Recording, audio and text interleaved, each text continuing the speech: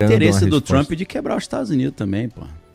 Ele tem um interesse. Ele falou isso no início do governo. Ele falou, se o Jerome Powell, que é o diretor do Banco Central americano, não baixar a taxa de juros, a gente vai criar uma recessão para ele ser obrigado a baixar.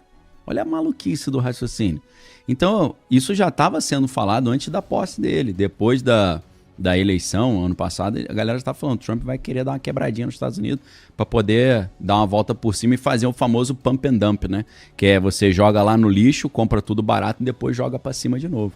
Parece que tem uma estratégia dessa. Por quê? Os caras têm trilhões de dívida americana para pagar.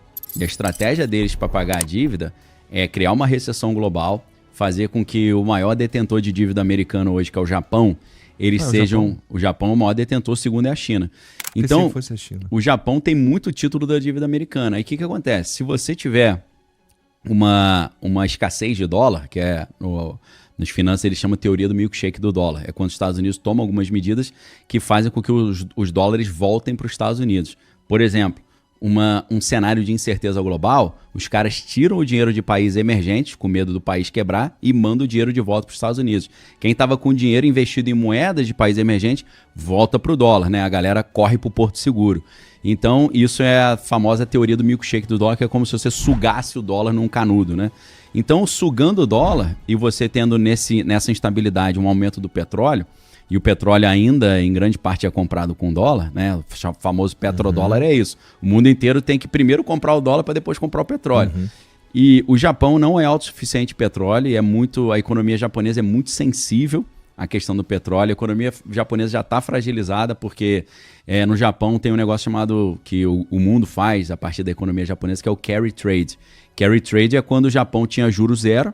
Aí o que o malandro fazia? Pegava dinheiro emprestado. O cara pegava $1 milhão lá, ia devolver depois de 10 anos o mesmo $1 milhão, só que ele pegava $1 milhão e aplicava em países emergentes que estava dando 15% de juros. Pô. O Brasil está com 10,5%, está com 15%, não, agora é 10%, né, se não estou enganado. Então, só que isso só dá certo quando os juros ficam baixos no Japão. Se você pega uma fortuna no Japão achando que vai devolver igual e ele sobe os juros, aí essa carta, essa House of Cards aí desmorona, essa casa das cartas aí vem baixo. O Japão está começando a subir juros, meu irmão. Isso já gera uma maluquice nesse sistema financeiro, porque tem trilhões de dólares envolvidos nesse carry trade. Mas se o petróleo sobe, aí o que o Japão vai fazer? Cara, vai ter que caçar mais dólar para comprar mais petróleo para pagar mais caro. E se não tiver dólar, meu irmão, se os Estados Unidos tiverem chupado o dólar todo, eles vão ter que vender os títulos da dívida para transformar em dólar para poder comprar petróleo. Então, é uma estratégia maquiavélica de quebrar o mundo, mas fazer com que os Estados Unidos consigam reaver ou retomar o controle sobre a sua própria dívida. E aí, depois disso tudo numa crise, sempre quando no movimento do mercado tem uma crise, baixa a taxa de juros para aquecer a economia. Então teria um contexto favorável para baixar os juros, a dívida americana ia ficar muito mais barata, eles iam pagar mais barato e assumir o controle da sua própria dívida. Então quebrar propositalmente o mundo é uma coisa insana, mas isso tem sido falado ipsis literis pelo Trump desde o início do governo. É porque não circula muito esse tipo de ideia, porque é contra-intuitivo. Você fala, não, ele quer que os Estados Unidos seja próspero, não ele quebre. Mas tem um interesse de dar uma quebrada para, no final das contas, o mundo quebra, o dólar vai lá em cima, o dólar fica super valorizado, eles imprimem uma tonelada de dinheiro de novo para pagar a dívida, e aí conseguem pagar a dívida enquanto o mundo passa o sufoco e os Estados Unidos se recuperam mais rápido e vão virar os donos do planeta Terra, continuando nessa ideia dos Estados Unidos ser uma potência unipolar global. E nessa ideia também, por isso que ele gosta ou não gosta muito da ideia quando a gente começa a falar em fazer trocas usando outras moedas, né? Nunca nenhum presidente gostou e várias guerras começaram por causa disso. Isso se você quer arrumar encrenca com os Estados Unidos, fala que tu não vai usar mais o dólar, meu irmão. E é o que está sendo falado, né? Os BRICS, a proposta é isso, né? BRICS é o grupo dos países emergentes que não quer um mundo unipolar comandado única e exclusivamente pelos Estados Unidos, eles querem um mundo multipolar com várias zonas ali, né, de potências regionais governando simultaneamente. Mas não é também a China querendo, de certa... Porque assim, do BRICS inteiro, que tem país pra cacete agora tem 10 aí, vai entrar mais gente. Vai entrar mais gente. Do BRICS inteiro aí, quem é potência pra valer é a China. A Rússia com potência bélica, mas está enrolada com a guerra tá lá na Ucrânia. tá lá com a Índia tem a sua expressão também, né? Mas a China é um outro, a China outro patamar. A China é o grande oponente agora. Até do ponto de vista cultural, É o né? arqui-inimigo. A China tem milhares de anos de sociedade, né? É um país sim. que funciona meio que, se depender, não sei, posso estar falando merda aqui, mas parece que se você tem um negócio e ele dá certo na China, você nem precisa que dê certo em outro lugar mesmo, não. Né? Você já tem 1,5 bilhão de clientes Pois ali, né? se estiver rodando lá, tá legal. Então, o BRICS, ele é meio que um... não sei também, mas assim, aparenta que Sim. a China é quem manda, só que meio que dá as sombras, de certa forma, Também. no BRICS, assim, nas malandragens. Os caras Contratam uns capanga pra fazer o serviço. estão jogando um jogo ali, né? Então, as decisões que são tomadas no BRICS ali, por mais que a gente... Isso aqui é total especulativo também. Tá. Suponho que, assim, é a China que toma, na verdade, as Sim. decisões ali no fim das contas. Deve ter um peso enorme, né? Porque é o maior de todos. Sim, com certeza. E aí... Então, uma guerra americana contra o BRICS é quase que uma guerra direta contra a China. É uma antecipação dessa guerra. Na verdade, tudo isso que tem acontecido nas últimas décadas já é uma preparação para isso. Porque esses planos geopolíticos, assim, para você programar uma guerra com a China, impedir a China de ser a nova potência global, conforme um grande investidor como Ray Dalio profetiza isso, no livro Princípios para uma Ordem Mundial em Transformação, que é um tijolo, mas tem um videozinho legal, né, um resumo. Qual é o racional? O racional é o seguinte: para a gente impedir a China de ser uma potência global, racional do Pentágono, né? Dos planos lá da cúpula americana, a gente tem que, antes de eu brigar com a China, eu tenho que tirar de cena a Rússia e depois eu tiro de cena os amigos do Oriente Médio. Eu preciso tirar a Rússia e o Irã de cena, para depois os Estados Unidos partirem para cima da Rússia da China, e a China não tenha nenhum amigo para ajudar. Então nós estamos vendo isso ser desenrolado já há muitos anos. Porque essa guerra que está tendo entre Ucrânia e Rússia, na verdade, os primeiros momentos disso é em 2003. Ela se esquenta em 2013 com o movimento da Praça Maidan, o Euromaidan, que a galera começou a reclamar contra o presidente, falando... Porque o que estava acontecendo é o seguinte: um presidente amigo da Rússia ganhava, os Estados Unidos derrubavam o cara. Aí...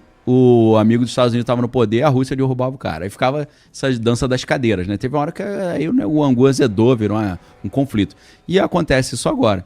Então, o que a gente está vendo acontecer na Rússia, principalmente de 2013 para cá, já é a preparação de envolver a Rússia num atoleiro para tirar os caras de cena. O cara chegar e falar: pô, China, tô enroladaço aqui na Ucrânia, não vou poder te ajudar agora não, meu irmão. E aí agora é a fase 2. A fase 2 é tirar o Irã. Então, devagarinho, depois do 7 de outubro, a gente vai vendo esse novo mapa do Oriente Médio sendo formado. Então, eu acho que a etapa 1 já rolou, ou tá rolando ainda. A 2 começa agora para chegar na 3. O objetivo é sempre pegar a China mesmo. E nesse sentido, então, a gente não pode esperar um fim do conflito Rússia e Ucrânia tão cedo, né? Se isso daí estiver de fato rolando.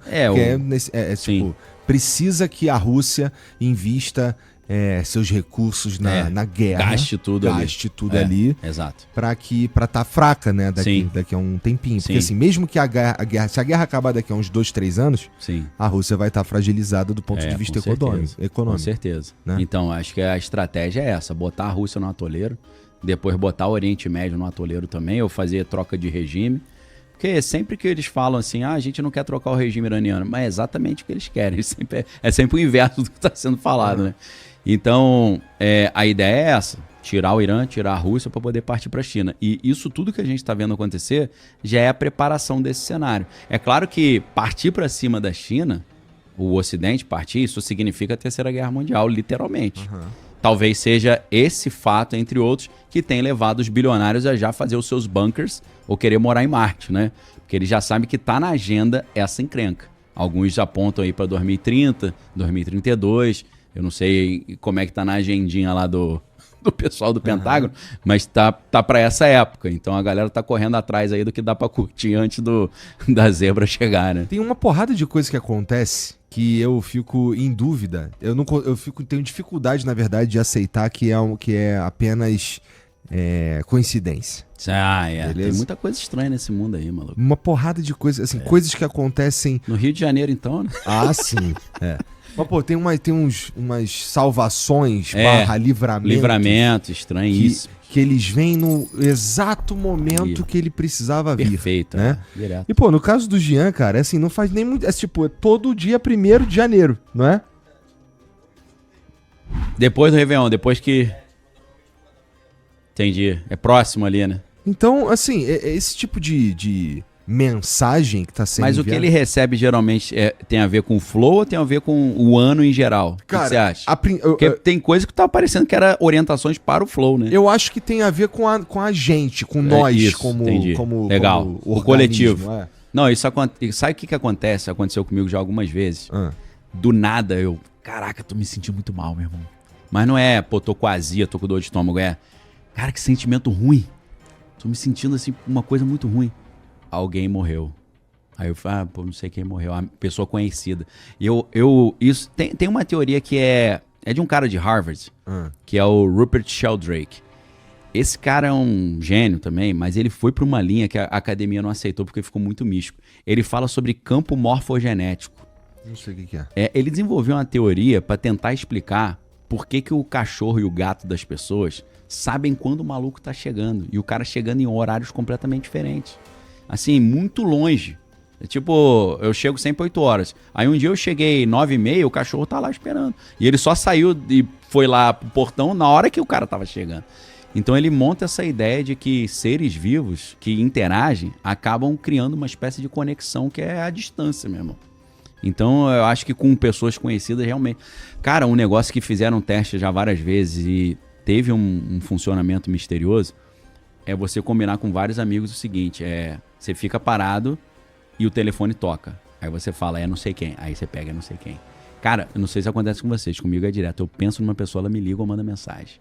Direto. Às vezes aí eu até manipulo isso. O que eu falo? Pô, preciso muito falar com esse maluco. Começa a pensar nele. Me manda mensagem aí, pô. Geralmente manda, cara. Que viagem, E cara. às vezes eu esqueço, eu falo, pô... Aí eu falei, caraca, eu tava pensando nele 2 horas atrás. Isso eu creio que existe. Como é que explica? Pode ser uma conexão espiritual, mas os campos morfogenéticos do Rupert Sheldrake dão uma explicação interessante pra caramba. Mais científica, sim.